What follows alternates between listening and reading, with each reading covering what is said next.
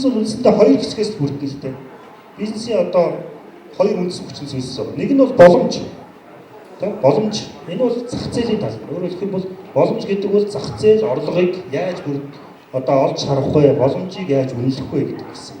А нөгөө хэсэг нь бол энэ боломжийг ашиглах чадварыг яаж бүрдүүлэх вэ?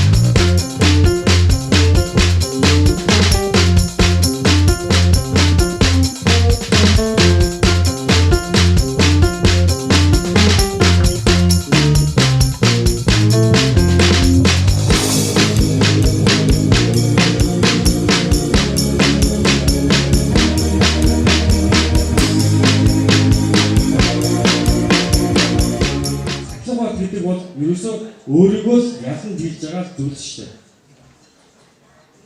Өөрийгөө ялан дийлэхдээ өдрөө болгон ялан дийлж байгаа. Цаг тутамд ялан дийлж байгаа. Хэрвээ хүн загсуурт гэж оролцож байгаа бол загсуураа ялан дийлж байгаа байдал чинь сахилга батын асуудал байна. Тэгэхээр сахилга баттай байх юм бол бас ямар нэгэн байдлаар амжилтанд хүрэхэд хамаагүй юм одоо нөлөөтэй гэж үздэг.